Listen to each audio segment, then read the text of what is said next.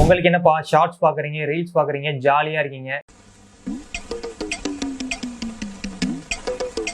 இந்த மாதிரி உங்ககிட்ட யாராவது சொன்னா நீங்க கண்டிப்பா டென்ஷன் ஆவீங்க. ஆனா நான் சொல்றதை நீங்க ஃபாலோ பண்ணீங்க அப்படின்னா, இதுக்கப்புறம் உங்ககிட்ட யாராவது உனக்கு என்னப்பா ஜாலியா இருக்கு அப்படின்னு சொன்னா, ஆமா ஜாலியா இருக்கேன், ஹாப்பியா இருக்கேன், நீயும் ஜாலியா இரு அப்படின்றத சொல்லுவீங்க. அது என்ன ஒரு விஷயம்? இப்ப நம்மளோட மைண்ட் தான் நம்மளுடைய வேர்ல்ட கிரியேட் பண்ணுது. நம்மளுடைய வேர்ல்ட, நம்மளோட லைஃப்.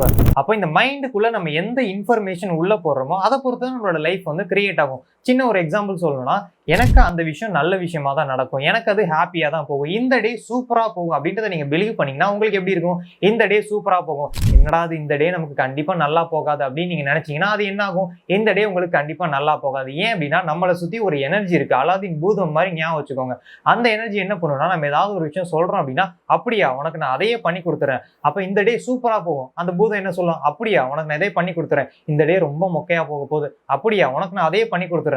எனக்கு கண்டிப்பா அந்த ரிலேஷன்ஷிப் ஒர்க் அவுட் ஆகுது. அப்படியா உனக்கு நான் அதே பண்ணி கொடுத்துறேன். உங்களுடைய கோரிக்கையும் நிறைவேற்றும்.